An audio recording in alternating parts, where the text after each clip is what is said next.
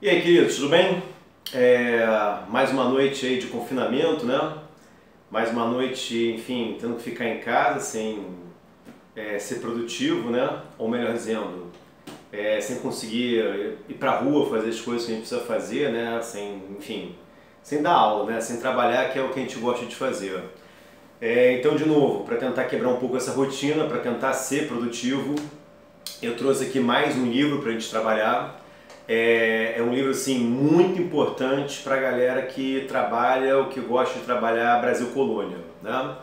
Cara, Brasil Colônia costuma ser assim, um tema que a galera não curte tanto, né? Mas tem muita coisa legal, muita coisa interessante para trabalhar em Brasil Colônia, né? Geralmente assim, a gente tem um grande público que gosta muito da parte de história contemporânea, né? Brasil República. E Brasil Colônia às vezes fica, enfim, relegado a um segundo ou terceiro plano. Eu acho que isso se deve em parte ao fato de que muitas vezes as aulas de Brasil Colônia são aulas assim meio chatas mesmo, né? Meio cansativas. Quando a gente trabalha, né? A gente foca muito naquela parte de administração colonial, né? Capitanias hereditárias, governo geral, né? Essa parte assim mais administrativa, burocrática que de fato não é muito atrativa, não é muito gostosa. Só que eu tenho um livro aqui que eu vou mostrar para vocês, que é, enfim, que é fundamental, que é muito legal para trazer, para trabalhar Brasil Colônia, né, para trazer esse tema. E eu não consigo imaginar, por exemplo, hoje eu trabalhando Brasil Colônia em sala de aula sem esse livro, né? É um livro que foi lançado já há muitos anos, esse livro deve ter uns 20 anos. E eu não sei sinceramente como é que ele está no catálogo, né? Se você consegue encontrá-lo, provavelmente não, exceto, claro, na estante virtual, né? Lá com certeza você vai encontrar esse cara, vamos parar de suspense, que é O Trato dos Viventes, de um cara chamado Luiz Felipe Alencastro, né? Quando eu crescer, eu quero ser o Luiz Felipe Alencastro. Cara, o livro dele assim, é fenomenal, o cara é um titã, né? Sabe, tem tanto livro superficial no mercado sobre o Brasil Colônia, tanto livro assim que, enfim, que não é legal, e as pessoas não conhecem o Trato dos Viventes. Cara, esse é um livro fundamental. Trato, na verdade, significa comércio, né? E viventes, claro, são os vivos, são os escravizados. Aliás, o subtítulo é Formação do Brasil no Atlântico Sul. Então, Monte, qual é o tema de Trato dos Viventes? O que o Luiz Felipe Alencastro, né, trabalha nesse livro sobre a formação do Brasil colonial no Atlântico Sul? Então, sabe aquele clichê que certamente você já aprendeu em alguma aula, de que o Brasil teve ciclos econômicos? Ciclo do pau-brasil, da cana-de-açúcar, ciclo da mineração, ciclo do café. Então, o Luiz Felipe Alencastro ele critica, né, esse conceito, né? Ele coloca, cara, isso é um conceito aí, enfim, que não condiz com a realidade, não é bem assim, né? De uma maneira muito acadêmica e muito legal, né? Claro, com uma sustentação assim argumentativa, intelectual muito boa. O Luiz Felipe Alencastro tenta convencer a gente, pelo menos ele conseguiu me convencer, que o Brasil, na verdade, só teve um ciclo econômico, e esse ciclo foi a escravidão negra, né? O escravismo africano.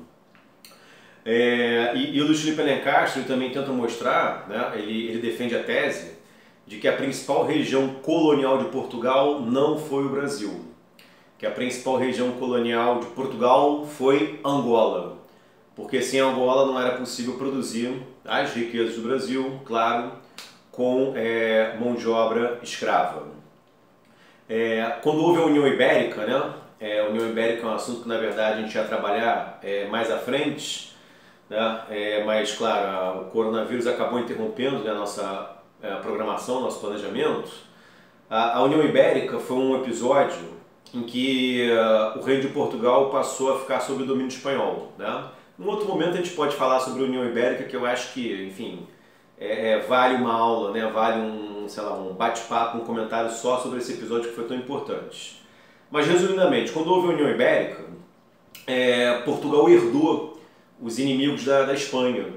E até então Portugal tinha uma política externa pragmática. O que significa uma política externa pragmática? Portugal sabia que era um pequeno reino, né? Claro, Portugal gostaria de ser um grande reino, um grande império dentro da Europa, mas não era. Tinha um grande império colonial, que é diferente.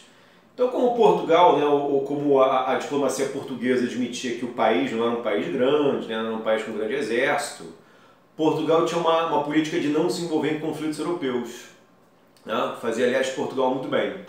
Só que quando Portugal passa a fazer parte da Espanha, né, por conta da União Ibérica, Portugal, de certa forma, herda os inimigos da Espanha. E olha que má sorte. A Espanha, na época, a Espanha de Filipe II, o poderoso rei, né, o poderoso monarca Filipe II, estava em guerra, estava em conflito com a França Católica, a Inglaterra Anglicana e a Holanda, protestante. Resumidamente, esses países começam a ameaçar Portugal, esses países começam a ameaçar o Império Colonial Português.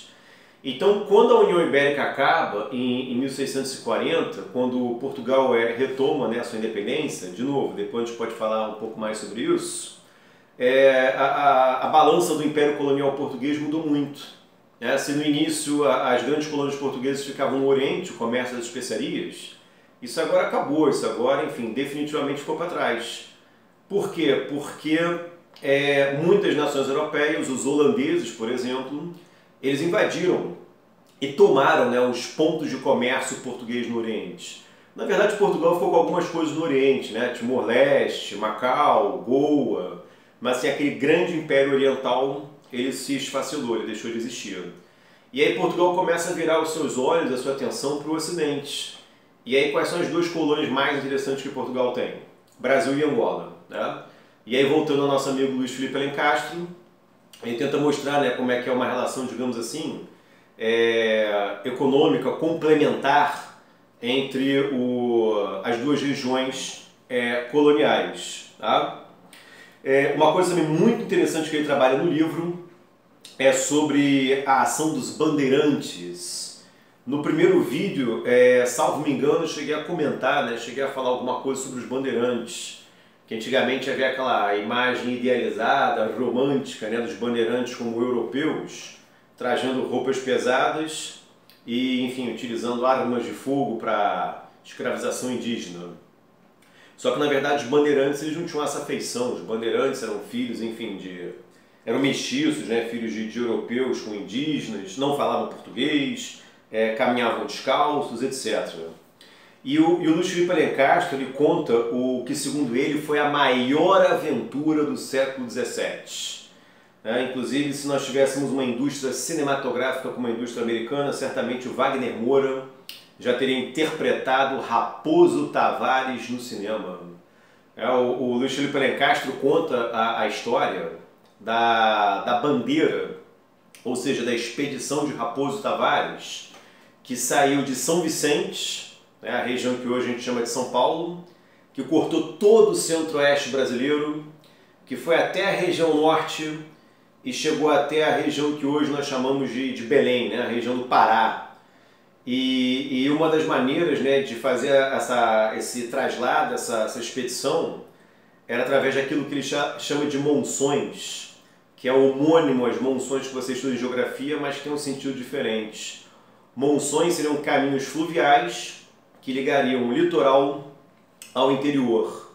O problema é que quando o nosso amigo Raposo Tavares chegou à região norte, à região do Pará, ele não podia voltar, digamos assim, pelo mesmo caminho e ao mesmo tempo ele não podia fazer a navegação de cabotagem. Navegação de cabotagem é a navegação litorânea. Tá? Por quê? Porque existiam correntes marítimas, ventos, que jogavam os navios de volta para o norte. E a mesma coisa, se o cara estivesse no sul tentando avançar para o norte, ele seria repelido. Então como é que o Raposo Tavares fez para voltar para São Vicente, para São Paulo? Olha que incrível. Ele saiu do Pará, navegou até Lisboa e de Lisboa retornou para o sudeste brasileiro. Tá? Então, de fato, foi uma expedição, enfim, incrível. Né?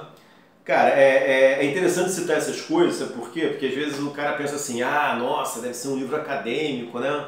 Super pesado, cansativo. Cara, é um livro acadêmico, é um livro que tem muito conteúdo, muito precioso para uma aula de Brasil Colônia, mas é um livro, sabe, que também traz muitas informações legais para quebrar um pouco também da rotina da sala de aula. Vou contar mais uma historinha também. Senta que lá vem história. O governador do Rio de Janeiro, na época das invasões holandesas no Nordeste, era um cara chamado Salvador Correia de Sá e Benevides. E seria uma das famílias mais tradicionais do Rio de Janeiro. Por exemplo, em determinado momento, salvo me engano, o Luiz Felipe Alencastro cita, eu tenho quase certeza que é nesse livro, nessa obra, tá? Posso estar equivocado, mas eu tenho quase certeza. Qualquer coisa depois eu faço essa errata, essa correção. Que existem muitos imóveis ainda hoje no Rio de Janeiro, por exemplo, na Zona Sul, na região de Botafogo, em que existe uma espécie de imposto de transmissão para a família do Salvador Correia de Sá e Benevides. Esse tributo, esse imposto se chama laudêmio. O que é o laudêmio? Você tem um terreno, tem um imóvel, vai vender o imóvel, aí você tem que pagar um percentual, né, geralmente varia de 1 a 5% do valor da transação, para a União, ou seja, para o governo federal, ou para o município, ou para a Igreja Católica, ou para a Marinha do Brasil, ou para uma família tradicional. Pô, Monte, mas qual é a lógica disso? Então, imagina, sei lá, que uma instituição como a Igreja Católica tinha muitas terras, e tinha muitas terras. Aí a Igreja Católica, enfim, ela faz a concessão daquelas terras para outros particulares, né? Tipo, vou fazer a concessão dessas terras para vocês podem construir e habitar aqui. Entretanto, claro, vai ter uma condição. Qual é a condição?